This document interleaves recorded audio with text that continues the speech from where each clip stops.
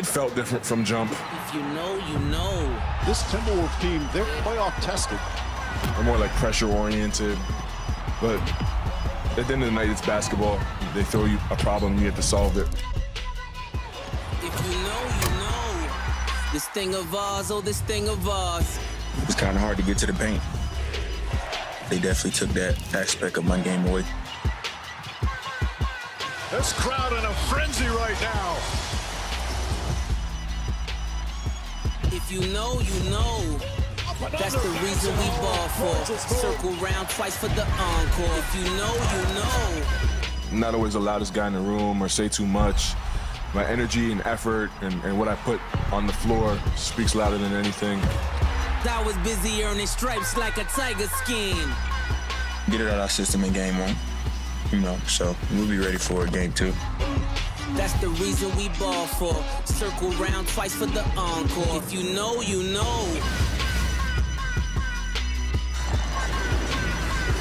We are back, baby. Game 2 live from OKC. It's May 22nd, or as the mayor of the city proclaimed, it's SGA Day. Fresh off an MVP performance, we're going to see if he can lead his team to yet another win. Welcome to Hoop Streams, presented by Xfinity. I'm Vanessa Richardson. This is my man, Amon Shumpert. You ready, partner? Man, I'm ready to go. It's getting loud in here. You know, this is my favorite part. The lights are going around. The fans are screaming. I'm about to start screaming. The mascot is here. Hi. Hello. Hi, friend. How are you? We ready to go. Are you ready? You're ready. He's definitely ready. They've got the MVP, Shai Gilgeous-Alexander, who put on a heck of a performance. And we're going to talk about, whoa, the drum. He brought the drum. Look. How excited So how exciting is it right now? Yeah. Oh, he can't talk. But a lot of excitement here. It's already getting loud. They bringing the thunder. Here it go. The literal thunder. We're going to talk about Knicks Pacers. We're going to talk to Brian Windhorst about that. We've got our girls, Shai Ogwumike and Andraya Carter stopping by. But, Amon, we have to start with what happened in this building, Game 1. To start that game, SGA actually looked a little bit lethargic. And the Minnesota Timberwolves, it seemed like, had them in the first half. What did you see in the second half? The second half, I thought they just found their second win. I think sitting out for longer than a couple days rather than being able to just walk right into playing upbeat basketball. I think the Minnesota Timberwolves came out there and lost their footing a little bit, not being able to jump on them and get that game one. I think coming out here in this game two, you got to jump on them early and try and see if you can wear into those legs. I know he got the MVP celebrations. I know everything's going good for him, but you got to kind of come in here and ruin their night. How big of a missed opportunity was that for the Timberwolves? I don't think you get an opportunity like that again. After that, letting him get to the foul line and get back comfortable, get that rhythm. Anytime you got a player that's got his hands on his knees and he's gasping for air, looks like each bump is taking a little bit more of a toll on him. You want to try and get those games out of there, because when you come in here and you're trying to steal on the road, it's tough as it is. You don't want to make it an uphill battle. Let's talk about Anthony Edwards. It's just a fact in life. The same things that can help you and make you great sometimes can also hurt you or hinder you. Anthony Edwards is very emotional. He's exciting. We love that about him. It got the best of him a little bit in game one. It did, and it's time for him to grow up a little bit. He has to learn how to keep using that same passion, keep using the same things that make him great. Just learn how to harness all of that. Showing the emotion to the crowd, showing the emotion to your teammates in those situations where a call doesn't go your way. Sometimes that becomes contagious. You don't want 5 guys out there complaining. You don't want 5 guys talking to that referee. You want to go out there, you want to put it all on the floor. And I think that if he can continue to do that tonight, come out here, don't think about the game as far as the refs go. Think about the game as far as what the scheme is and what he has to do. Control what you can control. You saw him toss the ball in frustration to SGA, and then after the game, he and Julius Randle were actually laughing kind of about the box score and all of those fouls. What did you make of that? I don't want to speak on it too much, but I didn't like it. I understand that we're not privy to exactly what they were looking at, but we can only imagine the stat that they were looking at. And again, it comes back to me saying, guys, I just need you to buckle down right now and say we have to get game 2. There's no excuse. We don't care about the box score. Right. You have your window now to try and get in here and make something happen, make something shake. You got to make it happen tonight. All right, time for our Booming Connection, presented by Xfinity. SGA setting a career playoff high, 31 points, but he also got his teammates involved, 9 dimes in that big statement win. 24 hours later, y'all know what happened. SGA was named the league's MVP. His first in what has been just an unreal season. Aman, what have you liked about the way Shai has been able to connect with his teammates, not just in the postseason, but really how he's kind of galvanized them all year long? I love that. I think that the laid-back thing that everybody goes for and says, you know, it's too nonchalant. I think that his teammates have done an incredible job coming behind him with that. When you're in these type of situations where you have important games to win, you want to be able to look at your leader and see that he's cool, calm, and collected. I think that it's great for everybody on that team to always be able to look over their shoulder and know that he's ready to go. Yeah. That's his look, and that's how it's coming. So I think that if you can stay behind your leader and stay with that look, he's been doing things all year to make them better, sharing the sugar all the time, even sharing the commercials. I love that for them. I love how contagious that team is. They play a good brand of basketball. What's been the biggest leap SGA made from being simply an all-star to now MVP? I think he picks his spots way better down the stretch. Not only picking his spots to get shots, but people underestimate how much he draws a certain matchup where people aren't in position where they can use their fouls. He'll put you in foul trouble, and he does a lot of things where he does separation moves. A lot of people are comparing it to Kobe, and I can see why. These guys are learning from a certain prototype, but if that prototype came from Michael Jordan and passed down to Kobe, you're going to see it on multiple players in these playoffs. You know, when a team does well, especially a young team, people tend to start using the word blueprint. Does this become the blueprint for the NBA?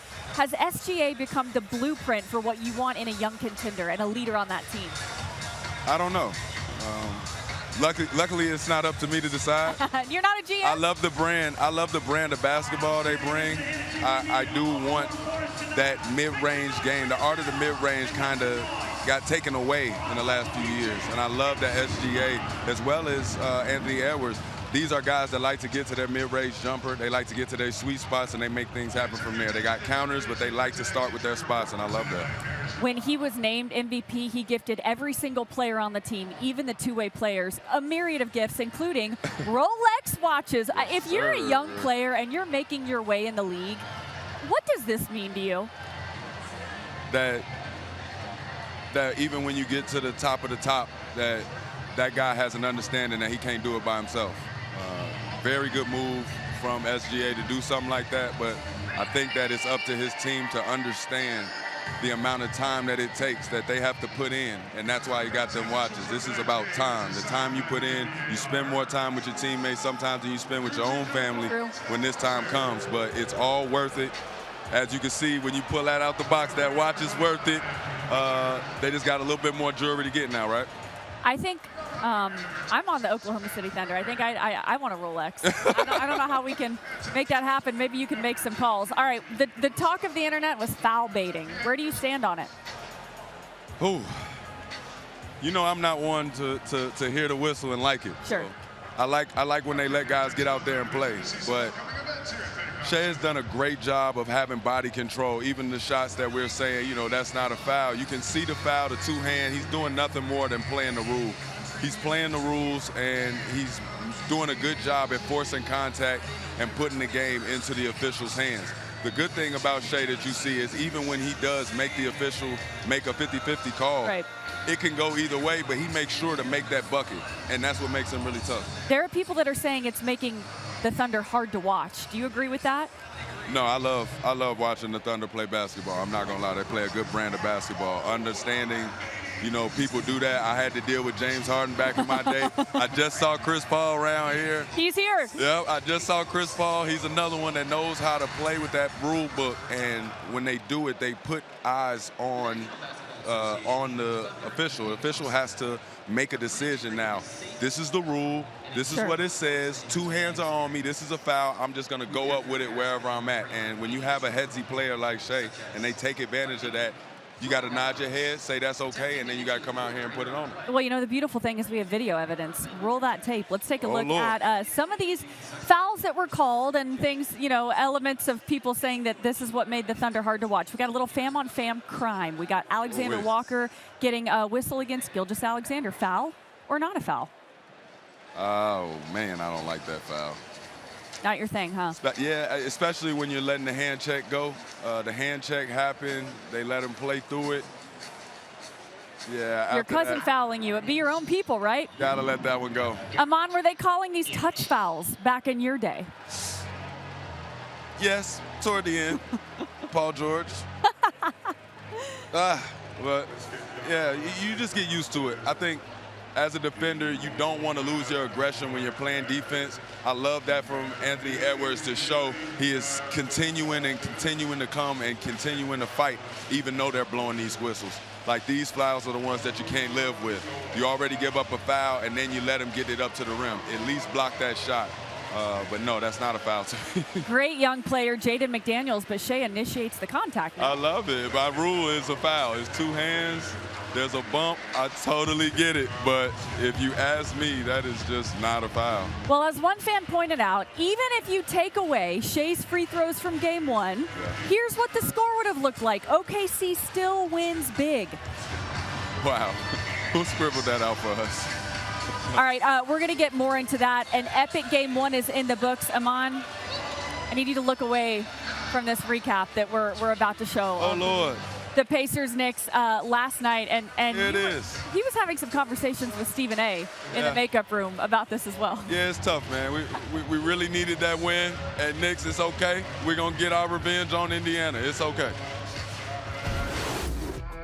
We played 46 good minutes. Those 2 minutes is where we lost the game. 5 consecutive threes for Neesmith. A 16-4 run by Indiana. We've seen Haliburton be special in these moments. I already have the confidence to take the shot in the moment. I'm like, it's going in. At the foul line, step back straight on two-pointer and in, and we have overtime. We've shown all year that we can win in some mysterious, weird ways. And Indiana has won and captured game one of the Eastern Conference Finals on the road in the Garden. Obviously, it's not a good feeling, but a lot of basketball left to be played. And the social media reaction was strong, to say the least. We had Caitlin Clark weighing in. We had Evan Turner weighing in. And, of course, the classic Haliburton does the choke sign. Reggie Miller points at him. Reggie was calling the Once a Nick, always a Nick. I knew it would come to me, right? That's how it happens, right? Hey, we still riding. We will get this done. Ignore the tweets. All right, I do want to officially and formally welcome in our NBA insider, Brian Windhorst. Thank you for joining us. Just quickly, reaction to last night. Look, this is a 1 in a million game. Sure. Okay. Normally, when you have a 3-possession game inside a minute, time to go to the parking lot. You can go home. Yep. This is the 3rd time this postseason Indiana has been down by 3 possessions in the final minute, and they have won all 3 of the games. They beat the Bucks. They were down 7 last minute. They were down 7 to the Cavs with like 40 seconds left. They win that game, and they're down 9 with less than a minute to go in this game. They win this game. 2 of them were on the road, Shump. Yeah. Unheard of. There are so many. Our stats, people say 1 in 10 million. I reject it. I say 1 in 100 million. Yeah. All 3 of those happened. Teams were 0-1, 4-14 when trailing by 9 in the final minute in the last 27 NBA playoffs. Make that, I mean, that's just, the stats are unbelievable of the way that the Pacers were able to come back. So here's the question. Was it a Knicks collapse or a Pacers comeback? And this is what you and Stephen A. were arguing about in the makeup room. I don't think it was a collapse. I think the Knicks actually ran some good offense. Thank you. Late in the 4th quarter, they ran some good offense. In the overtime, Brunson went to the bench with 5 fouls. Yep. They went on a run, but the Pacers scored 23 points in 9 possessions. That's unheard of. You got to get you get 1 stop. They got to get 1 stop. Defensively, they got to be better. It became tough. Neesmith, kudos to him. He did his job coming in, hitting those daggers back to back to back to back. But he did not get enough credit for what he was doing on the defensive end. He did a great job getting in the ball handlers. He did a great job making sure that they boxed out. They were very communicative. This team here does a great job of forcing you to play against their shell. They take great shots, and then they come on the other end, and they make you play against their shell. I think that the Knicks have to, in Game 2, step on the gas a little bit more and get off into the free flow, because right now they're playing against a setup defense, and it's not going to happen. What makes this Pacers team so resilient? You mentioned this. This is not the first time they've come back, and they have so much depth. There's a couple of things. Number one, they have 3 or 4 guys who are not afraid to take big shots. Right. Andrew Nembhard, Aaron Nesmith, and Haliburton. Haliburton's not afraid of the moment. At all. The second thing is they play so fast for the whole game that when they're making a comeback, when they got to play fast, it doesn't take them out of their comfort zone. So that sort of combination, even said, their guys haven't missed a clutch shot in a month. Exactly. I don't know. I mean, the Haliburton shooting under the pressure is unbelievable. So part of this is just incredible fortune, but fortune favors the prepared mind, which they are prepared for. And sorry, go ahead, Amon. No, you're good. I was saying agree. I don't know if Amon was prepared for the emotions he felt last night as we were watching this game. There was particularly one moment Tyrese Haliburton decided to pay homage to Reggie Miller, who happened to be calling the game for TNT. I don't even have to tell you what he did. He did the choke sign, like back in the 90s to Spike Lee. Reggie pointed at him. It was a moment that immediately went viral. And when you talk about Knicks villains, where is Tyrese Haliburton starting to rank, Amon? Oh, he's getting up there, little by little. Michael Jordan. He's got to be top 5 right now, especially with the celebrations that he keeps cooking up. He's finding ways to get under your skin. There's not many times that we have young players come through this league that decide to take the moment and then do something extra that can actually put a lot more pressure on you, bad pressure than good pressure. But he accepts the pressure. He accepts the challenge. He's like, bring it on, and I love that. He wears a chip on his shoulder.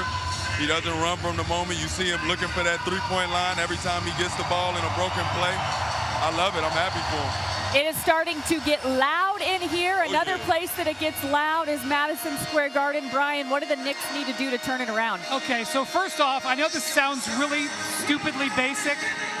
They got to win Game 2 because if you remember in the last round, the Knicks came in to Boston, won 2 games.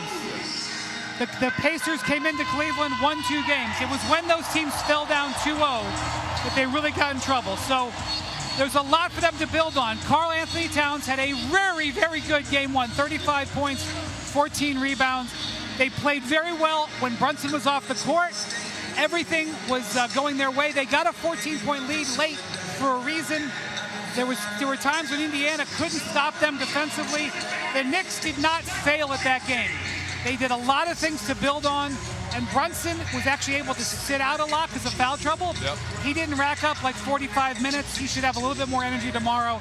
The Knicks are still okay, but they've got to win Game 2. And we got to hit free throws. Hit the free throws, no more turnovers. Got to hit free throws, no more turnovers. Come on, Nick. Amon, make your prediction. Who wins Game 2 tomorrow? I think we take that. The Knicks take it. Oh, yeah, it would be amazing if he picked the Pacers. It would like be amazing if he did. No. Give us one thing to look for tomorrow, Brian, before you leave. I want to see Brunson use his ability to get to the basket, get them in foul trouble, get the Knicks off to a lead, because the last thing you want is for them to fall behind. Brunson has to play like the first quarter, like the fourth quarter. You don't want the pressure to build on him. Love that. Brian Windhorst, our insider. Wendy, thank you so much. We'll talk to you soon. Appreciate it. Thank you. All right, you are watching Hoop Streams, presented by Xfinity, as we're just moments away from Game 2 between the Thunder and the Timberwolves. We're all waiting anxiously to see how Anthony Edwards responds tonight. He only took 1 layup or dunk in Game 1. Get this, the fewest in any playoff game in his career. And he had just 7 drives, his fewest in any playoff game this season.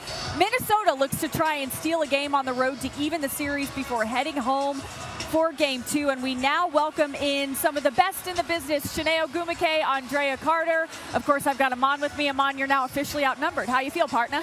I'm still good, man. As long as I'm here touching the floor, we're good. You know what I'm saying? I was one of those guys. As long as I got in the game and we won, we're good. Look at that. I love it. And we're winning. We got a great lineup right here. So Shai and Andraya, we were talking earlier in the show about Anthony Edwards. The same thing that makes him great, that emotion, that passion, might have hindered him a little bit last game. What did you both see? Yeah, I think normally this is a Timberwolves team that goes as he goes. And it's not like he has to play a perfect game.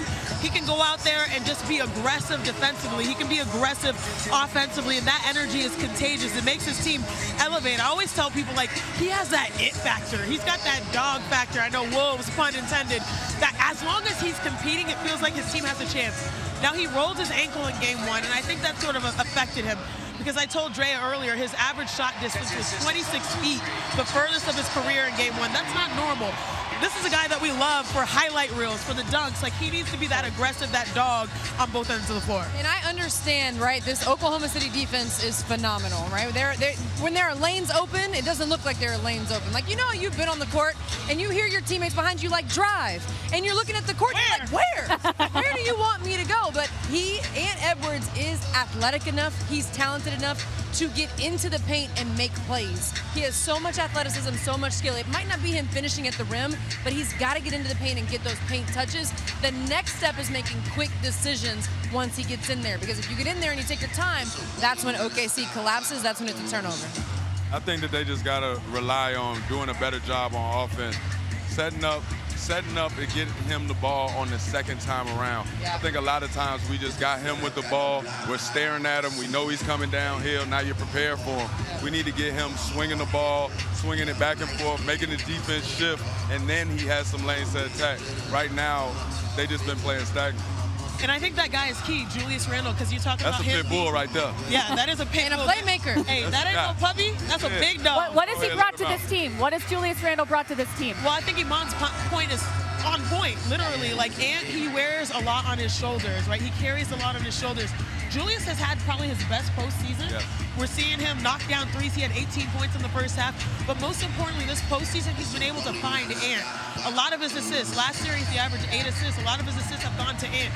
So if you're going to try to take some of that load off of his shoulders, it's going to be Julius Randle, his decision-making to try to get his teammates going. Well, his playmaking was one of the best things in that Warriors series. That was his first time having back-to-back double-figure assist games in his career for Julius Randle. His ability to make plays is phenomenal. Another thing that I don't think people think about, when you think about offense, all you focus on is offense. Yeah. But if the Minnesota Timberwolves can get stops on the defensive end, they'll have more of a flow on offense. OKC's shot 62% in the second half. You can't have any offensive flow when you're dragging the ball out of the net and you're taking it down the court. They've got to get stops. Or you got them on the free throw line. Exactly. That's their problem right there.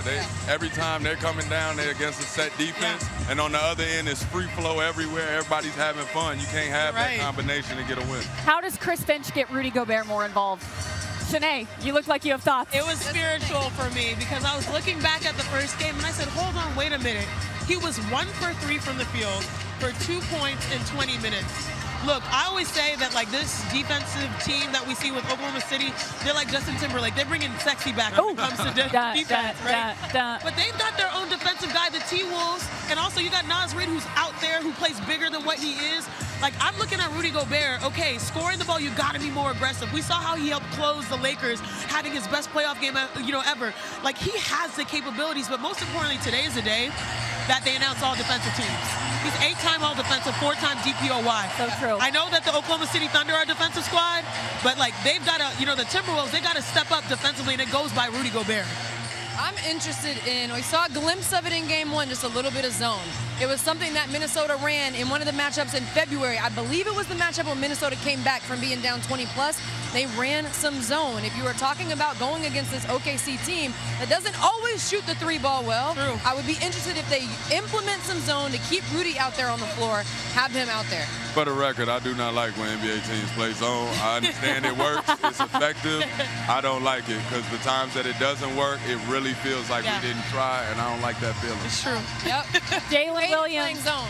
You hated playing. Did you hate playing zone? I hated playing zone. Yeah, when you're in these type of situations, especially in a playoff situation, if you're sitting here and you're trying to play in a zone and somebody gets off, you start to feel uncomfortable and you start to feel like we didn't do enough. Yeah. We didn't impose our will at all today.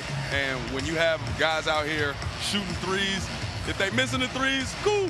When they start making those threes, I don't like pointing and saying, yeah, coach made me play zone. I want to go out there and I want to stop somebody. I think they should lock up. And isn't a zone psychological? Because if you think about it, you're in the zone because you can't guard man-to-man. But you know what? There's no pride here. If that's going to be able to slow down this team, hey, now that was a shot. Yeah. The object of the game is to win. Yeah. There you go. The game At all is to costs. All calls. Speaking of winning, Jalen Williams has been great offensively and defensively. Do you guys expect a similar performance from him in Game 2, Andraya? I would say yes. Yeah, I mean, when you think about all of the energy that is around this team right now, and also, I've been the teammate where your superstar has had success, and you want to show up for them. Like, I would imagine every single player on this Thunder team wants to show up for Shai and be the best version of themselves for Shai. I see that happening. It's crazy because you have the motivation on both sides, right? You don't want to go into an 0-2 hole going back home. You don't want to do that, period. But then also you have your guy, if you're the Thunder, who just won MVP. A beautiful night that should be a celebratory type of once-in-a-lifetime moment. You don't want to let him down. I'm curious to see which motivation wins out. I think it's cool to see Jaden Williams and Dort. Neither one of them ever looks rattled to me.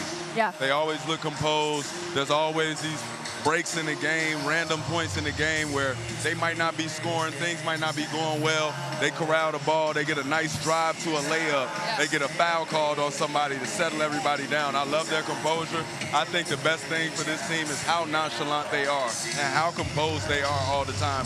This big moment is not going to mean much to them. They're used to him being the MVP. Shai said, in I believe it was a post-game interview, he was like, we just get back to neutral, right? So they never get too high when things are going well. They never get too low. Yep. He said after every possession, they try to get back to neutral, and that shows in the way that they play. I love that. Speaking of calm, composed, you shared a locker room with Melo. You shared one with LeBron. What are you saying to the Timberwolves if you're a leader in that locker room before tonight's game? There's a lot going on for Mike Conley. I think that his voice has to be the loudest in that locker room. He's been here. He's seen both sides, to keep going, to not keep going. I don't see him going in there and being quiet today, even on the court. I see him going on the court today and making sure Anthony Edwards is in the lane, making sure Anthony Edwards is getting good shots. He cannot allow him to fall back and have the shot look in the middle of this game. I expect a lot out of him, Game 2. Anything to add, ladies, just from a leadership perspective? I think the crazy thing is, you know, when you think about Anthony Edwards, he's looked to as a leader even though he's young. How old is he? 23 years old? Yeah, 23. And it's hard, you know, because you expect him. This is a guy who led the NBA over Steph Curry and made threes. This is a guy that plays with his emotions on his sleeve. And now he's walking up against the best defense in the NBA, a defense that's probably going to try to do everything possible to slow him down, double team, trap him, and still surmount those odds. So I feel for Ant, but also it's cool because it feels like these are the moments that are built for him. So true. A lot of people have been saying that, like, he's the face, the future face, whatever of the NBA. Like, these are the types of games that make you have a young legacy. And the good thing about Anthony Edwards is it's not just his offense. He impacts the game on the defensive end. So even if shots aren't falling early, he can have a big presence on the defensive end to still infuse his team with some energy, with some power, and with some life. All right, quick predictions, Aman, for tonight. I think I'm going to go OKC. OKC, Shanae. Hold on, let me do what Iman said. What's happening? What's happening? Hey, my prediction is Shai gets MVP. Let's go. That's not a pick. Make a pick. Hey, yeah, a lot of them don't make picks. I make picks. Look, I make picks. I'm going to go with, I think OKC's going to win. My brain is telling me OKC, but my heart is going to give me Timberwolves. So I'm going to. Wow, you know what's crazy is I thought the Timberwolves were going to win the series. That's what I did. Have you changed your mind? The series just started. I know the series just started. But I'm struggling because I feel like to do that they would have to win tonight. Yes. I think that's crucial. Okay. But I think they're going to play better, but I still think OKC wins tonight. Nah, I think it's still going to be a good series. I think it's going to be a good series. I think it's going to be a great series. I just don't think they're stealing nothing at home. It will be a great series. We had a great show. Thank you so much for joining us. Thank you all for watching Hoop Streams, presented by Xfinity. We'll see you for Game 3 in many.